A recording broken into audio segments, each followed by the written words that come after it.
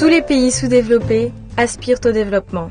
Cependant, il faut une voie pour y parvenir. Les dragons d'Asie, Taïwan, Hong Kong, Corée du Sud, Singapour, ont montré que pour tout pays, il existe une opportunité unique, une fenêtre ouverte sur le décollage économique, appelée dividende démographique. Le Sénégal, à l'instar du Bénin, du Cameroun, de la Côte d'Ivoire et de nombreux autres pays africains, s'est inscrit dans le processus de capture du dividende démographique. À cet effet, le ministère de l'Économie, des Finances et du Plan, en partenariat avec le Fonds des Nations Unies pour la Population, UNFPA, a lancé le processus sur le dividende démographique. Mais tout d'abord, que signifie le concept de dividende démographique ? Le dividende démographique, c'est la croissance économique qui émane de la structure par âge de la population d'un pays donné. C'est tout simplement un coup de pouce que les changements dans la structure par âge apportent à l'économie d'un pays donné. Ce dividende démographique apparaît lorsque la population en âge de travailler est assez prépondérante par rapport à celle dépendante, celle qui est prise en charge, c'est-à-dire les populations âgées de moins de 15 ans et les populations âgées de 65 ans et plus. Quand ce dividende apparaît, moins d'investissements deviennent nécessaires pour prendre en charge les besoins des populations dépendantes. Parce que la population en âge de travail est assez importante, il y aura suffisamment donc de bras à même de contribuer à la croissance économique, parce que ce sont ces populations en âge de travailler qui peuvent contribuer à la croissance économique du pays. Pour mieux comprendre le dividende démographique, prenons l'exemple d'un père de famille avec 5 enfants. Il inscrit ses enfants dans des écoles qui ne coûtent pas cher par manque de moyens. Il prend en charge leurs dépenses de santé, de transport, d'habillement et d'alimentation. Au fur et à mesure que les enfants les plus âgés entrent dans la vie active et travaillent, il a moins de charges à supporter. Les plus jeunes enfants ont donc pu aller dans de meilleures écoles. Les dépenses étant réduites, la famille a pu épargner et même faire des investissements. C'est la réalisation, en quelque sorte, du dividende démographique au niveau de cette famille. Le point de départ du dividende démographique est la modification de la structure de la population. De l'avis des chercheurs et experts du ministère de l'Économie, des Finances et du Plan, le Sénégal est en réalité entré de plein pied dans la phase de sa transition démographique depuis près de 10 ans. Si nous regardons la structure par âge de la population, on se rend compte que le Sénégal est très avancé dans sa phase de transition démographique. En atteste la baisse de la fécondité qui a été constatée, parce que en 1986, les femmes avaient en moyenne 7 enfants. En 2014, on se retrouve avec 5 enfants par femme. Ce qui veut dire qu'il y a une baisse d'au moins 2 enfants. Si nous regardons la prévalence contraceptive, elle est passée de 3% chez les femmes mariées en 1986 à 20% en 2015.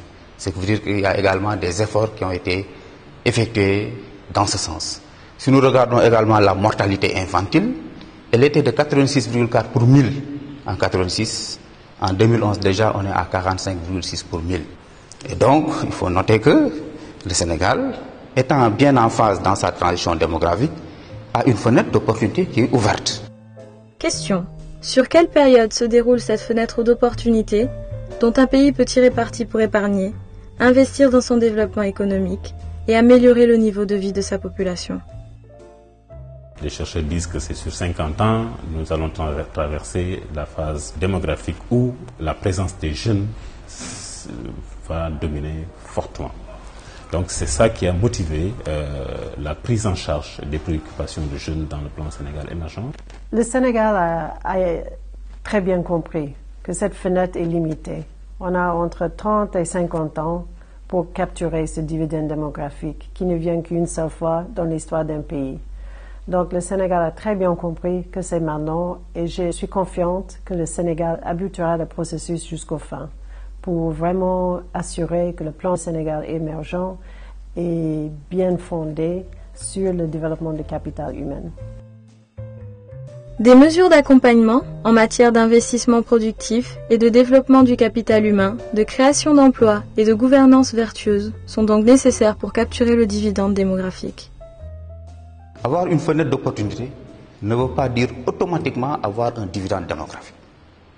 Mais la fenêtre d'opportunité qui est constatée avec la baisse de la dépendance démographique, le changement de la structure, qui peut être obtenu par la scolarisation des filles, et le Sénégal travaille dans ce sens, le maintien des filles à l'école, le Sénégal travaille dans ce sens, par également les politiques de santé qui ont été mises en place pour réduire la mortalité infantile. On a vu la couverture médicale chez les enfants de moins de 5 ans. Il y a également l'autonomisation des femmes. Il y a beaucoup de projets qui travaillent dans ce sens. Et donc, ce premier levier étant bien actionné, on va constater des changements au niveau de la structure.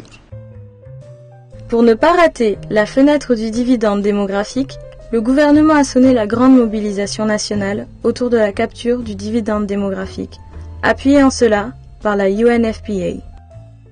Si le Sénégal parvient à planifier et à effectuer les investissements nécessaires dans les jeunes, il pourra créer un cercle vertueux consistant à améliorer l'éducation, la santé et la productivité économique. L'accent doit être mis sur les secteurs à forte intensité de main-d'œuvre, comme l'agriculture et l'élevage. Il faut donc faire une bonne promotion de la politique de l'emploi pour faire baisser la dépendance réelle. Et donc, par tout simplement une bonne employabilité, mais également mettre l'accent sur l'éducation et la formation pour que les formations dispensées soient en adéquation avec le marché du travail.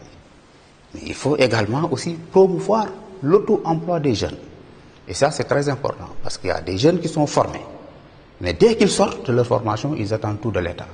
Il faut donc, depuis leur formation, qu'on leur inculque le sens de pouvoir se prendre en charge et d'investir. Mais là également, l'État doit pouvoir les aider en ce qui concerne l'accès aux intrants, l'accès à des crédits et surtout à des terres pour ceux qui veulent aller dans l'agriculture. Il faut donc penser à repenser notre mode agricole en développant les domaines agricoles communautaires, mais surtout en mécanisant cette agriculture. Pour y arriver, il existe une forte volonté politique du gouvernement de répondre aux besoins et aspirations de la population jeune. Mais bien plus, il faut asseoir toutes les décisions et les programmes à dérouler sur le lit d'une gouvernance vertueuse. Évidemment, tout ceci doit être couronné par une bonne gouvernance. Cette bonne gouvernance va même favoriser la stabilité sociale, va aussi favoriser l'attrait des investissements directs étrangers. Parce que s'il y a de bonnes institutions fortes, s'il y a la paix sociale, les investisseurs seront à même de venir au niveau du Sénégal et de faire des investissements tout en espérant que ça prospère. Et donc, la bonne gouvernance est un levier fondamental qui doit accompagner tout le processus de la capture du dividende démographique. La spectaculaire croissance économique des pays de l'Asie de l'Est, estimée entre 30 et 50%, est liée au fait que ces pays ont su saisir l'opportunité du dividende démographique. Donc, les enjeux sont énormes et l'opportunité, c'est maintenant. Nous avons vu que les pays de l'Asie du Sud-Est ont très bien capturé une dividende démographique. Donc, pourquoi pas le Sénégal? Le dividende démographique est donc à la portée de tous les pays qui aspirent au développement. Toutefois, il n'est garanti pour personne et il n'est pas automatique.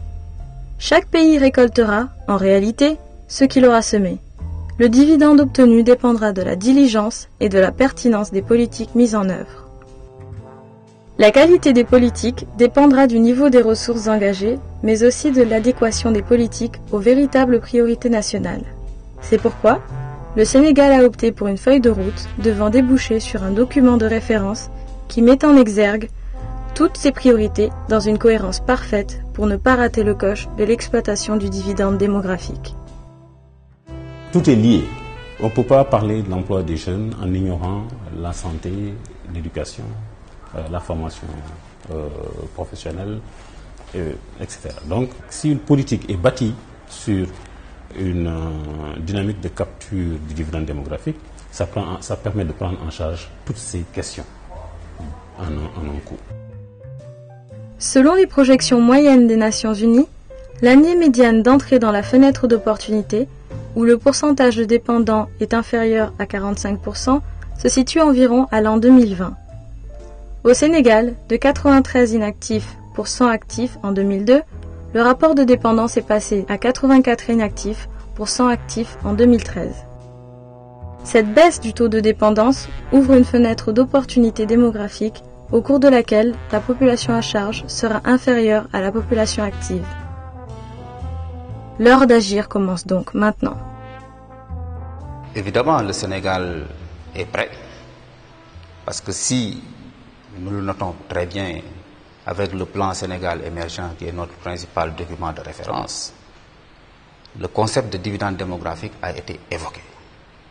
Et quand vous regardez le plan Sénégal émergent, il est bâti en principe sur cette question, parce que nous sommes partis dès le diagnostic dans la dynamique de prendre en charge la question de l'emploi des jeunes.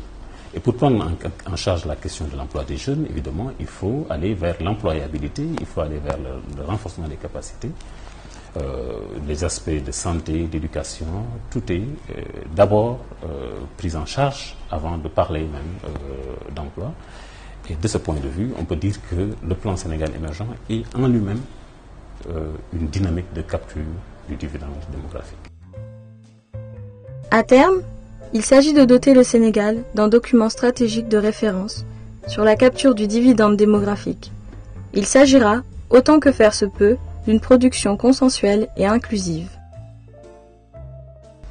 Nous allons accompagner le gouvernement maintenant dans le processus de cette étude qui importe plusieurs secteurs, jeunesse, santé, gouvernance et développement de l'économie, pour vraiment savoir quelles sont les options pour le gouvernement du Sénégal à capturer une dividende démographique.